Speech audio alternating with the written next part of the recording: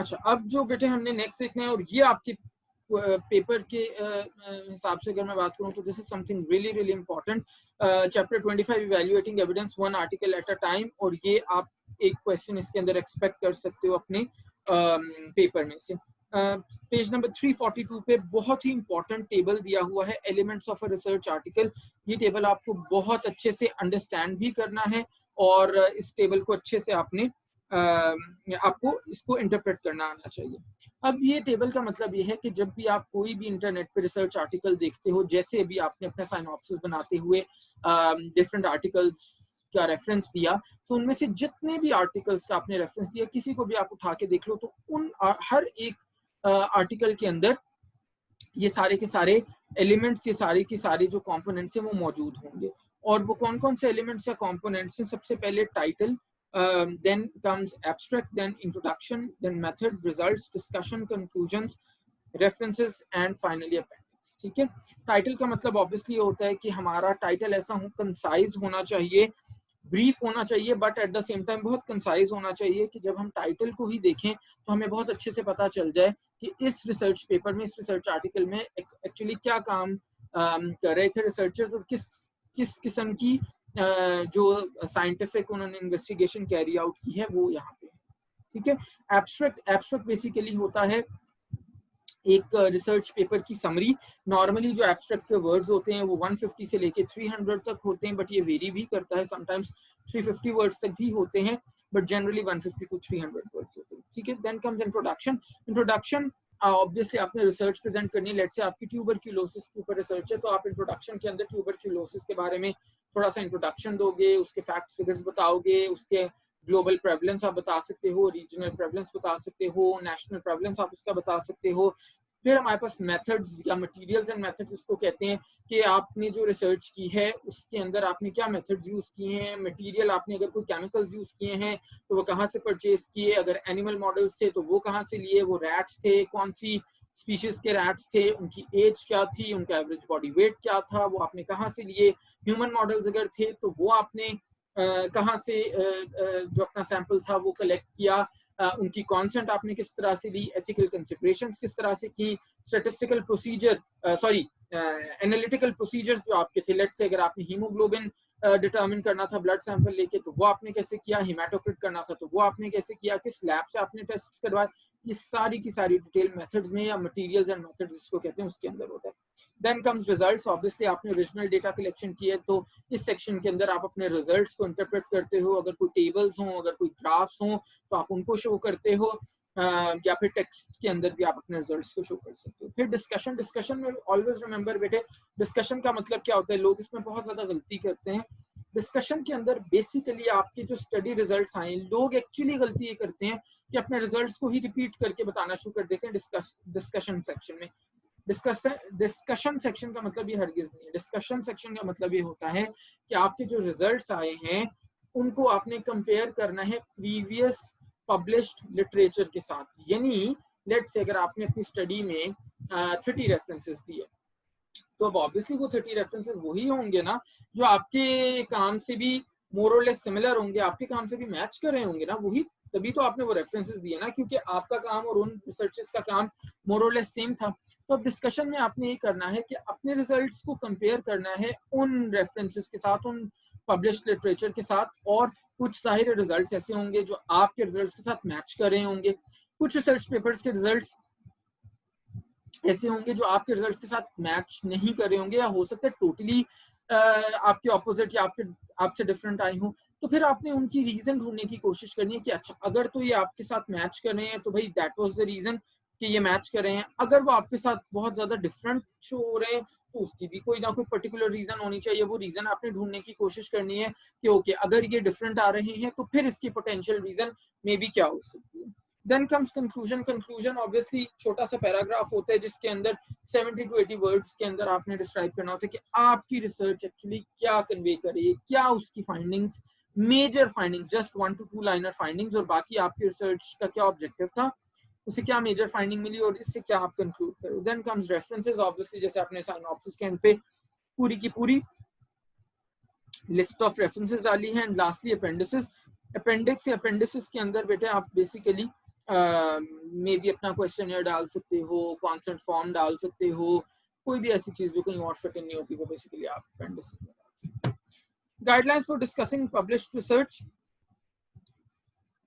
सबसे पहले तो ये कि आपको अपनी रिसर्च स्टडी को हमेशा पास्ट टेंस में डिस्कस करना है, क्योंकि जब आप रिसर्च स्टडी को पब्लिश करने जाते हो तो ऑब्वियसली यू मीन टू से कि ये वाला जो काम है, ये वाली जो रिसर्च है, ये हम ऑलरेडी कैरी आउट इसको कर चुके हैं, अब हम नए अभी हमने फ्यूचर में नहीं करना। देखो साइनॉप्सिस में you always say, because synopsis is a research proposal, so you always say कि जी this will be done, data will be analyzed, data will be collected, sample will be taken, xyz future tense में। जब आप अपना research paper लिखते हो या अपना thesis लिखते हो तो you always use your past tense, यानी data was collected from there, sample was taken from there, analysis was done with this software xyz, क्योंकि ये काम आप कर चुके हो। फिर clearly distinguish between your opinions and those of the authors, हाँ ये बहुत ज्यादा जरूरी होता है। आइडियली बेटे रिसर्च पेपर में सिवाय रिजल्ट्स के सेक्शन के हमें कोई भी बात बगैर रेफरेंस दिए अपने पास से नहीं करनी। क्यों? क्योंकि this is scientific writing. Scientific writing का मतलब ये बिल्कुल नहीं होना चाहिए कि मैंने कुछ भी कह दिया और उस बात को मैं पब्लिश करने भेज दूं या मैंने उसको सच समझ लिया या सच मान लिया, बल्कि मैं जो भी बात कर रहा हूँ उसकी प्रॉपर साइंटिफिक बैकिंग होनी चाहिए। हाँ, रिजल्ट सेक्शन के अंदर मैं अपने वर्ड्स यूज कर सकता हूं, मैं अपने रिजल्ट्स दे सकता हूं, क्योंकि रिजल्ट्स के अंदर मैं अपने रिजल्ट्स दे रहा हूं। लेट्स से कि अगर मैं कहता हूं कि the mean weight of students was 80 kilograms, तो इसके आगे मुझे रेफरेंस डालने की जरूरत नहीं। क्यों? क्योंकि ये किसी की बात मैं नहीं कर रहा, ये मैं अपनी बात कर रहा हूं, ठीक है, ये मेरा खुद का एनालिसिस। फिर thirdly, qualify generalization so they are not erroneously attributed, कि आप की जो रिसर्च है वो किस हद तक जनरलाइजेबल है। क्या आपकी रिसर्च, आपने इतना बड़ा सैंपल लेके और इतनी साउंड रिसर्च कंडक्ट की है कि आप कह सकते हो ब्लाइंडली कि पूरी दुनिया में कहीं पे भी किसी भी पॉपुलेशन के ऊपर ये रिसर्च हम करें तो इट वुड होल्ड ट्रू, इसके मोर और लेस सिमिलर रिजल्ट्स आएंगे, या फिर इससे कुछ कम जनरलाइजेबल है, या फिर बिल्कुल ही जनरलाइजेबल नहीं है। तो it really depends. And lastly, justify each position with evidence from the study. ये तो मैंने ऑलरेडी बता दिया कि आपने हर बात को पब्लिश्ड लिटरेचर के साथ सपोर्ट करना है एविडेंस के साथ। ओके, व्हेन वी हैव, ये भी बड़ा इंपॉर्टेंट है, generic evaluation of original research study, कि आपके पास एक रिसर्च स्टडी है, अब आपने उसको इवैल्यूएट करना है, आपने देखना है कि क्या वो research study scientifically correct way में हुई है, क्या उसके अंदर मटेरियल्स एंड मेथड्स ठीक यूज हुए हैं, क्या इंट्रोडक्शन ठीक से लिखा है, क्या रिजल्ट्स को सही से इंटरप्रेट किया है, क्या डिस्कशन में वाकई आपके रिजल्ट्स को और पब्लिश्ड लिटरेचर के रिजल्ट्स को कंपेयर किया गया है, क्या फॉर वाले रिजल्ट्स और अगेंस्ट वाले रिजल्ट्स दोनों को शामिल किया गया है, क्या कंक्लूजन कुछ सेंस दे रहा है या it is just nothing but a few lines, क्या रेफरेंसेस ठीक से दिए हुए हैं। ये सारी की सारी जो चीजें हैं बेसिकली इसके अंदर हम देखेंगे। जो फर्स्ट स्टेप होता है उसका वो है classify the research and variables, कि आपने एक्चुअली सबसे पहले देखना है कि ये जो रिसर्च है ये किस कैटेगरी में फॉल करती है। लेट्स से कि जनाब रिसर्च है रिहैब की और वो आप भेज दो कहीं इलेक्ट्रिकल इंजीनियर के पास, तो उस रिसर्च को इवैल्यूएट, जाहिर है वो तो अच्छे से नहीं कर सकता ना, उसको तो नहीं पता होगा इन टर्मिनोलॉजीज का, उसको तो सेंस नहीं होगी, वो नॉलेज नहीं होगा रिहैब का, स्टफ लाइक दैट। तो आपने सबसे पहले ये देखना है कि रिसर्च क्या है, किस डोमेन की है, और पर्टिकुलर जो वेरिएबल्स हैं वो क्या है। Second, compare purposes and conclusions. हाँ, ये बड़ा इंपॉर्टेंट फैक्टर है, पर्पसेस या ऑब्जेक्टिव्स जिसको हम कहते हैं। बहुत टाइम्स आप ऐसा होता है कि आप रिसर्चर्स जब देखते हो तो उनके अंदर ऑब्जेक्टिव कुछ दिया होता है, लेकिन जो वो कंक्लूड कर रहे होते हैं वो बिल्कुल कुछ और होता है। तो इसका मतलब है कि रिसर्च अच्छे से वेल प्लान्ड नहीं थी। वेल प्लान्ड रिसर्च का मतलब ये है कि जो हमारे ऑब्जेक्टिव थे, हमारा कंक्लूजन भी उससे मैच करना चाहिए, ठीक है। Third step, describe design and control elements, यानी आपने बताना है, आपने देखना है कि जो डिजाइन था, स्टैटिस्टिकल डिजाइन था, या जो कंट्रोल के लिए उन्होंने स्टेप्स लिए थे वो सही थे या नहीं। Fourth, identify threats to research validity, आपने ये देखना है कि रिसर्च वैलिडिटी को ऑलरेडी हम कल डिटेल से डिस्कस कर चुके हैं, criterion validity and content validity and all those things. आपने ये देखना है कि क्या उनमें से कोई चीज बहुत ज्यादा इस रिसर्च को इफेक्ट तो नहीं कर रही, कहीं ऐसा तो नहीं कि रिसर्च को डिजाइन करते हुए साइंटिस्ट ने या रिसर्चर्स ने इस चीज को, इस फैक्टर को कंसिडर ही नहीं किया। फिर step number 5, place the study in the context of other research. और last, evaluate the personal utility of the study. दोनों मोर और लेस ये मैच करते हैं स्टेप्स, कि यानी आपने दूसरे रिसर्चेस के कॉन्टेक्स्ट के अंदर उस रिसर्च को देखना है।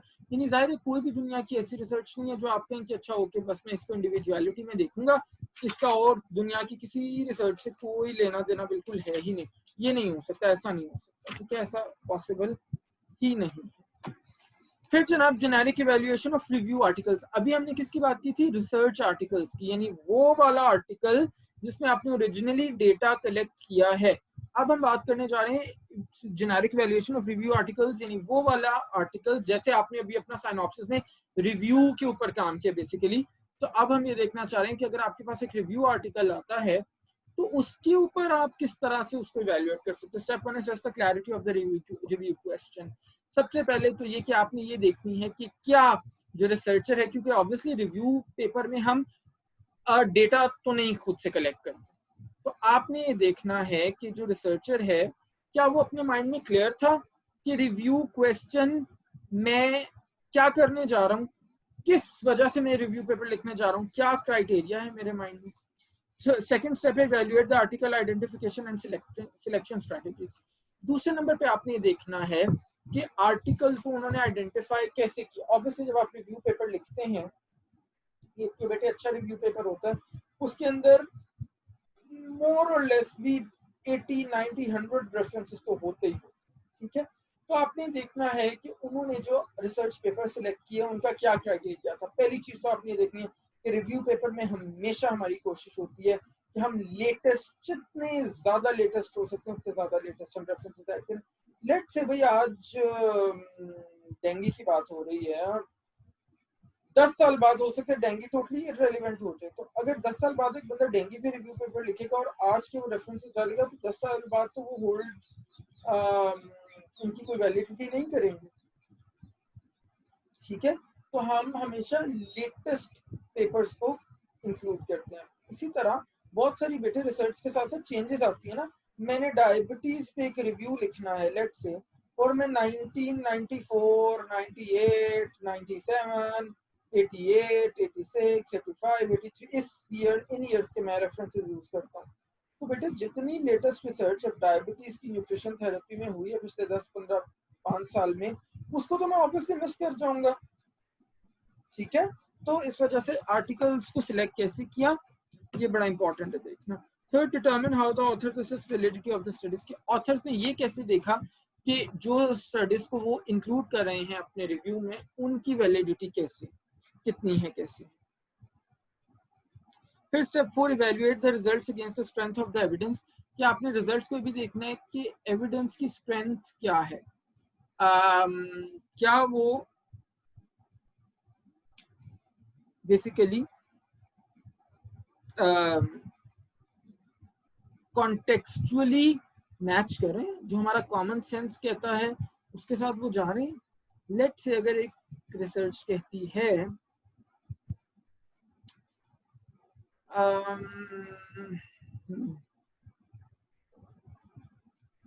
कि टेम्परेचर और रेनफॉल का कोई लेना देना नहीं है, तो आपने थोड़ा सा कॉमन सेंस भी यूज करके देखना कि अगर ये कंक्लूजन किसी रिसर्च का है तो 99.99% चांसेस हैं कि कोई बहुत बड़ा ब्लंडर हुआ है, ठीक है।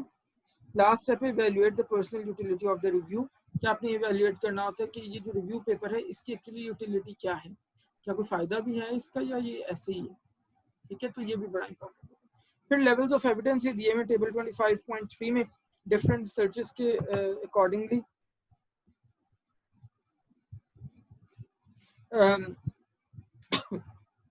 आपने बेसिकली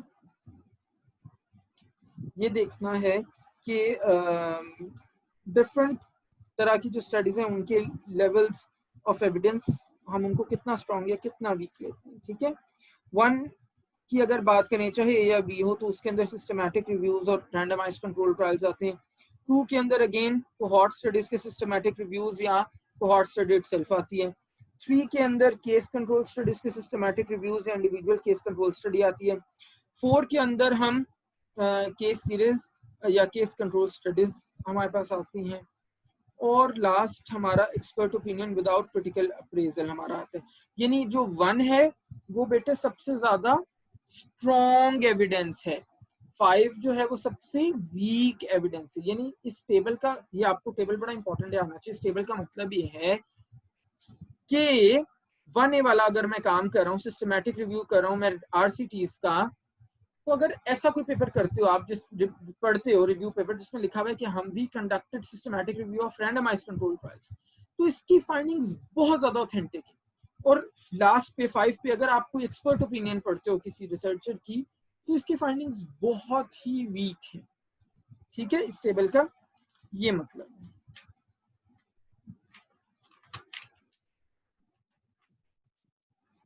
फिर हमारे पास लास्टली आ जाता है evaluation of randomised control trials.